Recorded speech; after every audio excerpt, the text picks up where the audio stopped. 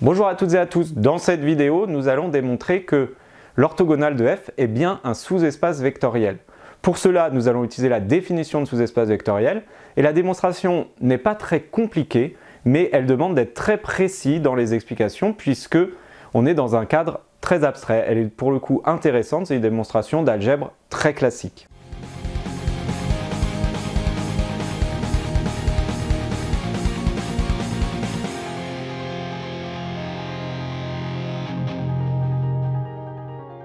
Alors on va démontrer cette propriété que f orthogonale, qui est définie au-dessus, j'ai remis la définition puisqu'on va beaucoup l'utiliser, c'est un sous-espace vectoriel de E, et ce sous-espace vectoriel est évidemment orthogonal à f, sinon ce serait vraiment très mal défini ou des notations très bizarres. Donc ici, on va déjà démontrer que c'est un sous-espace vectoriel. On se rappelle que pour démontrer qu'un espace est un sous-espace vectoriel, on a deux méthodes, la méthode de la définition et la méthode d'écrire vecte de quelque chose. Ici, je ne sais pas si on pourrait trouver un vecte de quelque chose, ça paraît en tout cas pas du tout évident au premier abord, puisqu'on ne connaît pas l'espace E. Alors, comme c'est un espace euclidien, on pourrait imaginer imaginer une base de E. Le problème, c'est qu'on ne connaît pas non plus l'espace F, donc il faudrait déterminer une base de F, qui pourrait être une partie des éléments de E, mais pas tous, etc. Enfin bref, en tout cas, la solution ne saute pas aux yeux. Donc, on va utiliser la définition de sous-espace vectoriel. Alors, commençons par dire que f orthogonale est inclus dans E. Ça, c'est la définition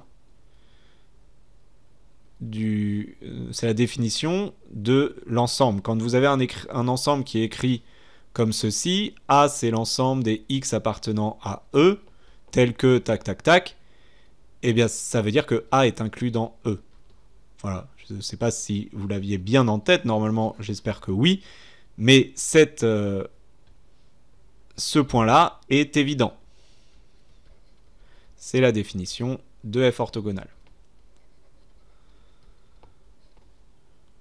Ensuite, f orthogonale n'est pas l'ensemble vide, donc il faut montrer que 0 appartient à f orthogonale. Alors, 0 a cette propriété, quand vous voulez montrer qu'un élément appartient à f orthogonale, il faut toujours montrer que tous les éléments de f, leur produit scalaire avec cet élément est nul.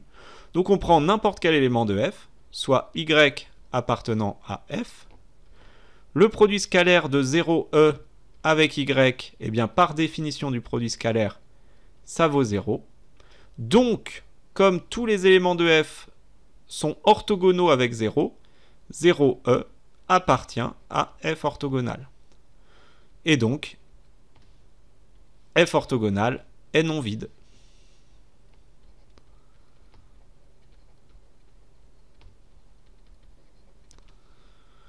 Troisième point, le plus important et le plus difficile, c'est prendre deux éléments de f orthogonale, soit x, y appartenant à f orthogonale, un réel, et de montrer, appartenant à R, et de montrer que lambda x plus y appartient à f orthogonale. Ça, c'est ce qu'on veut à la fin.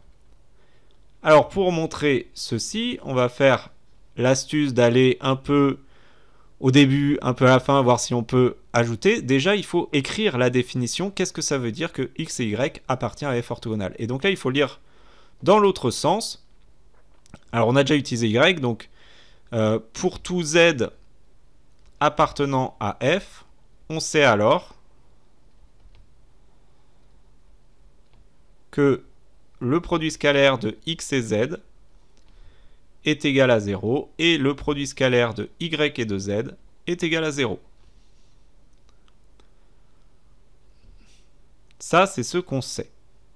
On sait que pour tout z appartenant à f, on a ces éléments-là. Bon, du coup, nous, qu'est-ce qu'on veut montrer? On veut montrer que pour tout z, le produit scalaire de lambda x plus y avec z vaut 0.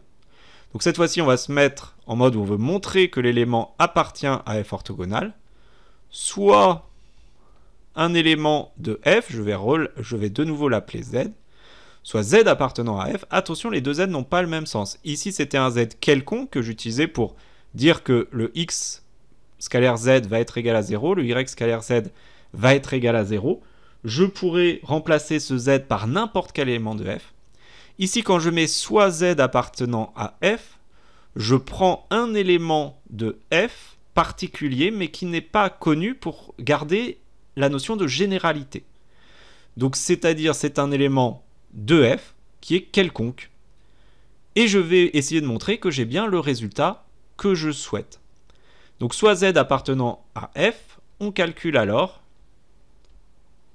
le produit scalaire de lambda x plus y avec z. Ce produit scalaire doit nous donner 0 pour que lambda x plus y appartienne bien à f orthogonal. Eh bien, on connaît la propriété de linéarité à gauche du produit scalaire. On peut sortir le lambda, ça fait lambda x scalaire z plus y scalaire z. Or, x scalaire z, par définition du fait que x appartient à f orthogonal, c'est 0. Et y scalaire z, comme y appartient à f orthogonal et que z appartient à f, c'est 0. Donc, lambda x plus y appartient à f orthogonal puisque ce raisonnement va fonctionner pour tous les éléments de f. Donc lambda x plus y est toujours orthogonal avec n'importe quel élément de f. On a donc bien démontré les 3 points. F orthogonal est un sous-espace vectoriel de E.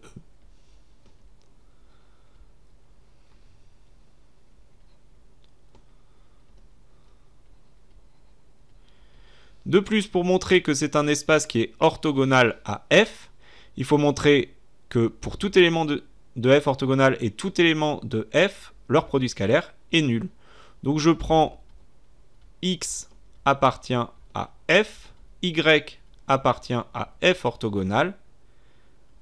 On a x scalaire y, eh bien, qui est égal à 0. Pourquoi? Parce que y appartient à f orthogonal. Donc, dès que vous prenez un élément de f, x scalaire y est nul. C'est la définition de l'orthogonale.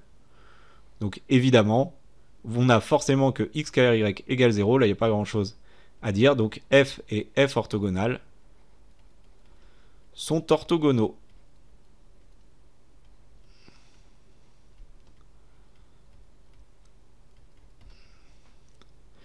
J'espère que cette démonstration est claire. Il faut faire quelquefois ces petites démonstrations d'algèbre où on joue avec les ensembles et on essaye de montrer qu'on a un sous-espace vectoriel dans un cadre un petit peu moins facile. Bien évidemment, on vous redemandera pas de montrer ça dans un concours, hein, il y a peu de chances, mais il y a des tas d'exos qui sont similaires où il faut montrer qu'on a un sous-espace vectoriel et la méthode, eh bien c'est celle-ci hein, par définition, sauf dans les cas où on peut exprimer vect, dans des cas qu'on connaît par cœur, mais si vous avez quelque chose d'un petit peu plus spécial, d'un peu plus différent, eh bien il faut repartir sur cette méthode. On prend x, y appartenant à cet ensemble, on écrit ce qu'on sait, on écrit ce qu'on veut, et puis en fait, des fois c'est simple comme ici où il fallait juste développer le produit scalaire pour voir qu'on avait bien 0. Voilà, si vous avez encore des questions, n'hésitez pas à les poser en classe ou sur les forums de la classe.